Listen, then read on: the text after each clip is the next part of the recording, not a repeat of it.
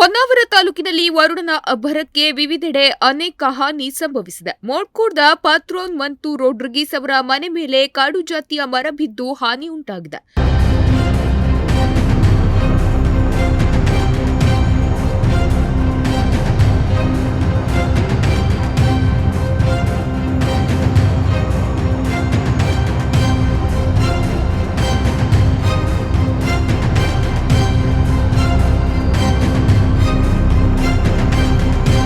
ಹಾಗೂ ಮಾವಿನಕೊರವಾದ ಕನ್ನೆ ಹನುಮಂತಗೌಡ ಮನೆ ಮೇಲೆ ತೆಂಗಿನ ಮರ ಬಿದ್ದು ಹಾನಿ ಉಂಟಾಗಿದ್ದು, ಹೊಸಕುಳಿ ಗ್ರಾಮದ ದೊಡ್ಡಹಿತ್ಲ ಮಜ್ಜಿರೆಯ ದೇವಿ ಗೊಯ್ದು ಮುಕ್ರಿ ಇವರ ವಾಸ್ತವ್ಯದ ಮನೆಗೆ ಭಾರೀ ಮಳೆಯಿಂದಾಗಿ ಹಾನಿಯಾಗಿದೆ.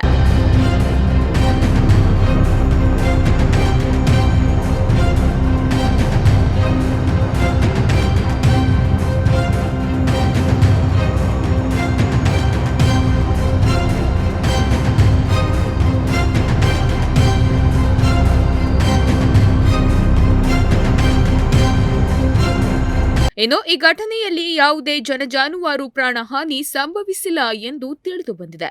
ಘಟನಾ ಸ್ಥಳಕ್ಕೆ ಕಂದಾಯ ಇಲಾಖಾ ಅಧಿಕಾರಿಗಳು ಭೇಟಿ ನೀಡಿ ಪರಿಶೀಲನೆ ನಡೆಸಿದ್ದಾರೆ. Nudisiri news desk, Honnavar.